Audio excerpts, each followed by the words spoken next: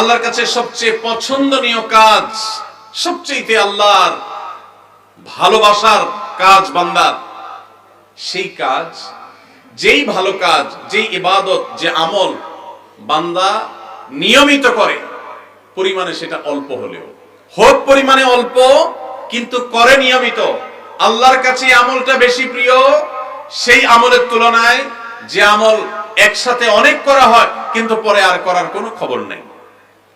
কেউ রমজানে কোরআনে কারীম 2 খতম দিয়েছেন, মাশাআল্লাহ, কেউ 3 খতম দিয়েছেন, কিন্তু রমজানের পরে কোরআনে কারীম 3 খতম, 2 খতম, 1 খতম দেয়া তো দূরের কথা, পরবর্তী রমজান পর্যন্ত আর কোরআনটা ছুঁয়ে দেখা হয় না, খুলে পড়া হয় না, তেলাওয়াত করা হয় না, 1 পৃষ্ঠা পড়ার সুযোগ হয় না।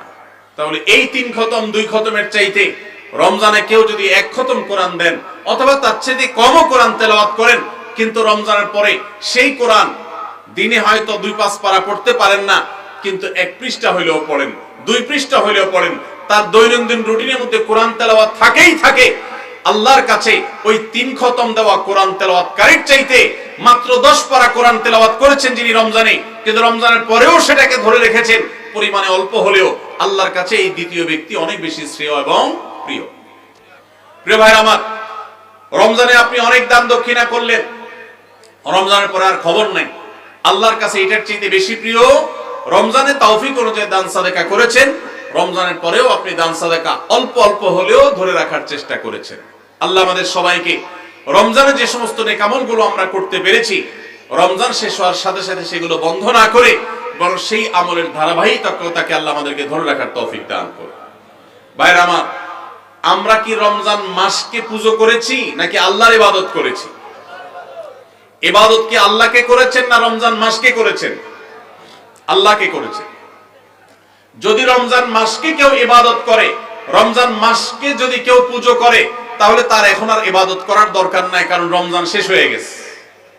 আর যদি কেউ ইবাদত করে আল্লাহকে, তাহলে যে আল্লাহ রমজানে ইবাদতের নির্দেশ দিয়েছেন, সে আল্লাহর নির্দেশ রমজানের পরও ইবাদতের জন্য আছে না নাই?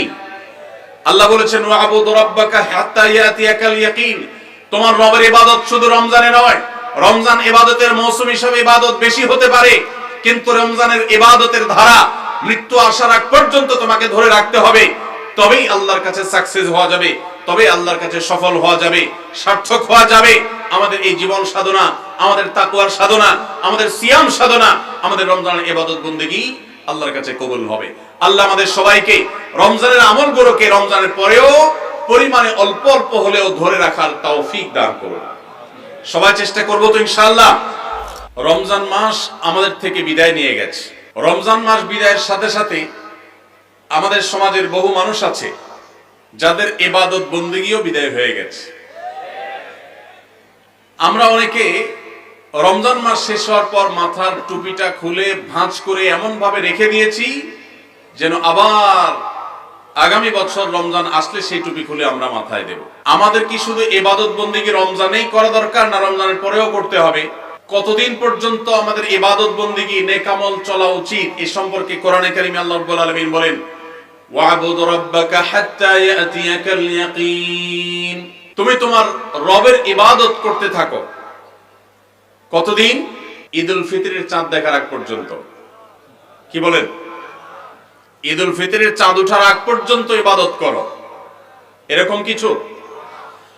আল্লাহ বলেছেন ওয়াবুদ রাব্বাকা হাত্তা ইয়াতিয়াকাল ইয়াকিন, তোমার মৃত্যু আসার আগ পর্যন্ত তোমার রবের ইবাদত তুমি কন্টিনিউ করতে থাকো, নিয়মিত করতে থাকো, ইবাদতের ধারাকে অব্যাহত রাখো, ইবাদত থামাবে না মৃত্যু আসার আগ পর্যন্ত।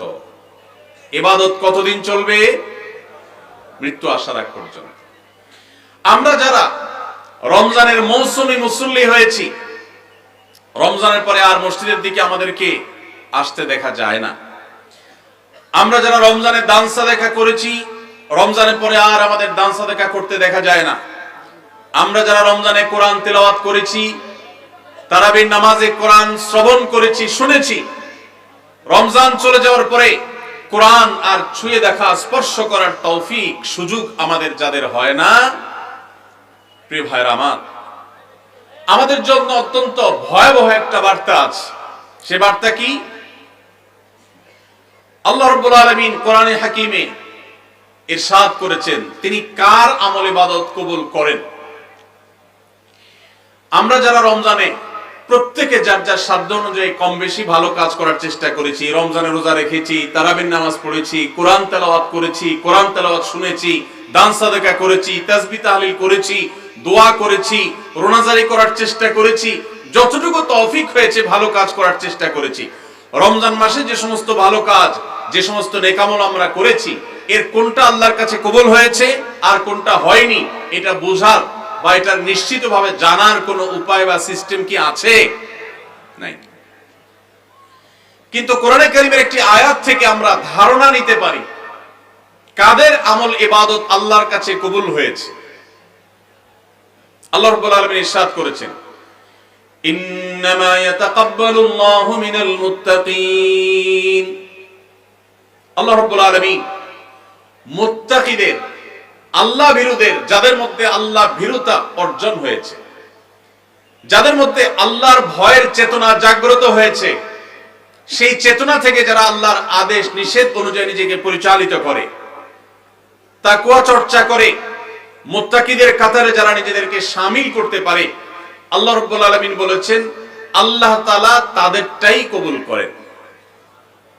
অতএব যদি রমজানের পরেও আপনার মসজিদের আনাগোনা, মসজিদের আসা যাওয়া বলবৎ থাকে, অব্যাহত থাকে, রমজানের পরেও যদি আপনার কোরআন খুলে তেলাওয়াত করার সুযোগ সৌভাগ্য অর্জন হয়, রমজানের পরেও যদি আপনার মাঝে মধ্যে হলেও আল্লাহর কাছে দুহাত তুলে দোয়া করবার তৌফিক হয়, সুযোগ হয়, সামর্থ্য হয়, রমজানে অনেক বেশি দান সাদাকা করেছেন, রমজানের পরে এত বেশি পারেন না, অল্প হলেও দান সাদাকা করার চেষ্টা করেন, তাহলে আপনি আল্লাহর কাছে নিজেকে সেই সৌভাগ্যবান মানুষদের কাতারে শামিল বলে সুধারণা করতে পারেন যাদের রমজানের আমল ইবাদত আল্লাহ তাআলা কবুল করেছেন। আলহামদুলিল্লাহ।